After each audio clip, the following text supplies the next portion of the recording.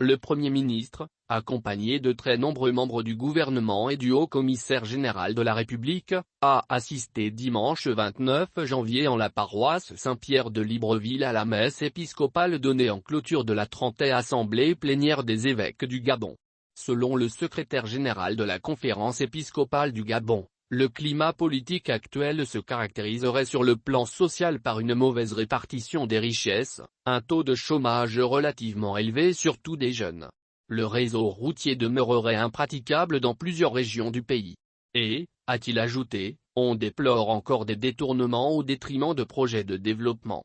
Par conséquent, le tissu économique local reste faible. La politique de l'habitat ne répond encore pas aux attentes de la population. Par ailleurs, la pression fiscale galopante n'aide ni les opérateurs économiques ni les ménages. L'abbé Michel-Ange Bingon Otuonga a, quant à lui, indiqué que l'élection présidentielle prévue cette année au Gabon approche inexorablement. La situation socio-politique dans notre pays présente quant à elle des signes d'inquiétude et quelques espoirs. Notre analyse révèle des nuages à l'horizon, les mêmes causes produisant les mêmes effets. Plus tôt, les évêques avaient appelé la population à massivement s'inscrire sur les listes électorales. À ces messages, à tonalité très politique, comme aux autres du même acabit délivrés à cette occasion, Alain-Claude Bilibise n'a pas manqué de réagir. Le message sur une meilleure prise en compte des questions sociales rejoint les 12 points de ma déclaration de politique générale, a-t-il rappelé quelques heures après avoir assisté à l'office. Quant aux questions électorales, a ajouté le chef du gouvernement, elles seront abordées lors de la concertation politique décidée par le président de la République, chef de l'État, son Excellence Ali Bongo Ondimba.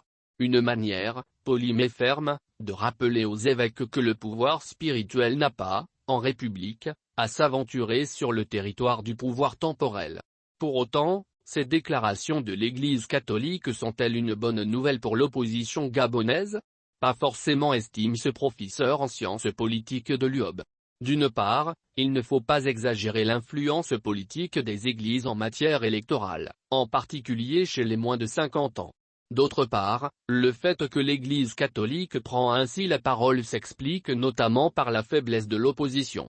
Si l'opposition faisait entendre sa voix, l'Église, qui ne s'expose jamais de gaieté de cœur, n'aurait pas à faire de telles sorties publiques qui peuvent être diversement appréciées, souligne l'universitaire.